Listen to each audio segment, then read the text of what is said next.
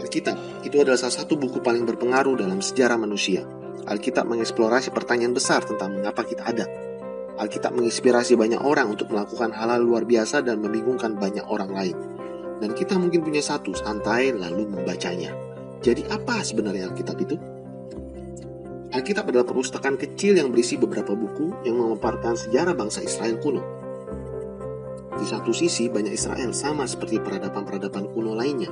Namun di tengah masyarakat mereka ada suatu golongan berdasarkan garis keturunan yang disebut Nabi. Dan menurut mereka, Israel adalah bangsa yang sejarahnya unik. Mereka melihatnya sebagai bagian utama dari apa yang Tuhan lakukan untuk seluruh umat manusia. Dan para nabi ini merupakan orang-orang yang jenius. Benarkah? Ya, mereka mahir dalam menulis sastra hebat dengan bahasa Ibrani. Mahir dalam penulisan puisi, mereka ahli dalam metafora menceritakan sebuah cerita.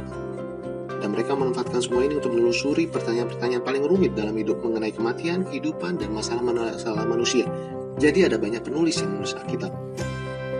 Benar, dan penulisan semua Alkitab memakan waktu hingga ribuan tahun, dimulai sejak asal-usul bangsa Israel saat di Mesir, menuju kepada kerajaan mereka dan dibangunnya bait suci pertama mereka. Namun mereka ditaklukkan oleh kerajaan Babel yang membawa mereka ke pengasingan. Dan suatu saat genting dalam sejarah mereka, beberapa orang Israel kembali ke tanah air.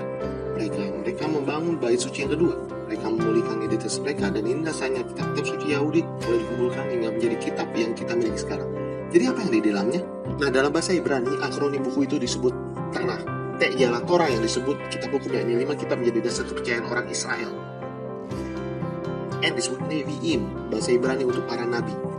Dan bagian ini terdiri dari buku-buku sejarah yang menceritakan sejarah kisah Israel dari sudut pandang para nabi, dan juga terdapat kitab-kitab puisi dari para nabi. K disebut Ketuvim, bahasa Ibrani untuk kesusastraan, berisi kumpulan beragam antara kitab-kitab puisi, kitab-kitab hikmat, dan sastra lainnya. Dan orang Yahudi mempercayai melalui tulisan-tulisan ini Allah berfirman kepada umatnya. Tapi ada juga kitab-kitab Yahudi lain yang ditulis selama masa bait suci kedua ini. Ya, ada kitab yang beragam lainnya, yaitu kitab-kitab ini dihargai dengan baik di tengah masyarakat Yahudi, dan ada debat-debat di saat itu tentang apakah kitab itu layak dimasukkan ke kitab suci mereka. Jadi ini merupakan karya-karya tulis yang beragam dari suatu jangka waktu yang lama. Mengapa dikumpulkan menjadi satu? Karena kitab-kitab ini terangkai menceritakan suatu kisah besar tentang bagaimana Allah bekerja melalui perantaraan umatnya untuk mewujudkan keteraturan dan keindahan dari kekacauan dunia kita, yang memunculkan suatu pengharapan akan datangnya seorang pemimpin baru yang akan memulihkan ciptaannya. Dan dalam Tanakh menyimpulkan pemimpin itu belum datang saat itu. Jadi itu merupakan karya sastra yang ditulis dengan mahir, tapi kehilangan akhir kisahnya. Ya, tepat sekali.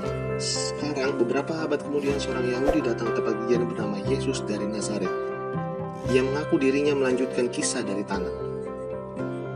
Yesus ini melakukan hal-hal dahsyat, lalu ia dibunuh. Namun pengikutnya bersaksi bahwa ia telah bangkit dari kematiannya. Mereka bersaksi bahwa Yesuslah pemimpin yang dinantikan itu, dan yang akan memulihkan dunia. Generasi awal pengikutnya ini yang disebut Rasul, mereka menyusun karya-karya sastra baru mengenai kehidupan Yesus, yang disebut dengan kabar baik atau Injil. Mereka menyusun catatan hidup mereka yang disebut kisah para rasul mengenai penyebaran ajaran Yesus di luar Israel. Dan mereka mengirimkan surat-surat yang ditujukan kepada berbagai jemaat pengikut Yesus di berbagai tempat itu. Dan mereka menjadikan tulisan mereka ini menjadi bagian dari kitab suci. Mereka menulis karya-karya ini sebagai pengenapan kisah besar dalam Tanakh. Dan mereka melanjutkan tradisi Yahudi yang luar biasa itu. Mereka juga percaya bahwa Tuhan berfirman kepada umatnya melalui tulisan mereka, yaitu sama halnya dengan kitab suci. Jadi itulah perjanjian lama dan perjanjian baru. Tapi bagaimana pandangan orang Kristen mula-mula mengenai tulisan mereka? Ya, ada beberapa golongan yang dengan pandangan yang berbeda-beda mengenai, tapi mereka tetap membacanya karena menghargai tulisan itu, dan mereka menuliskannya bersama dengan kitab suci seorang Yahudi. Di Tanakh kitab suci orang Yahudi ada tulisan-tulisan di masa bait suci kedua, dan tulisan-tulisan para rasul mengenai Yesus. Ada banyak sekali karya tulisan. Jadi tulisan-tulisan mana yang ada di dalam kitab kita? Jadi kepercayaan Kristen terdapat beberapa aliran dalam pengembangannya sebanyak 2000 tahun dan sejak awal.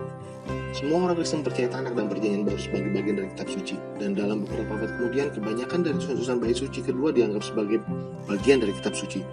Gereja Katolik meresmikan hal ini dan menyebut beberapa di antaranya adalah kitab-kitab Deuterokanonika. Beberapa gereja Ortodoks bahkan memasukkan lebih banyak kitab dari tulisan-tulisan bait suci kedua. Dan pada tahun 1500-an saat reformasi Protestan, Kristen Protestan memegang teguh kembali kitab-kitab tertua dari para nabi dan rasul, sehingga mereka hanya menerima perjanjian lama dan baru. Baik, saya mengerti. Tapi bagaimana kumpulan kitab yang ditulis dalam jangka waktu selama ribuan tahun oleh banyak penulis yang berbeda dapat mengisahkan suatu kisah yang utuh? Ya, itulah pertanyaan yang kita bahas dalam video berikutnya.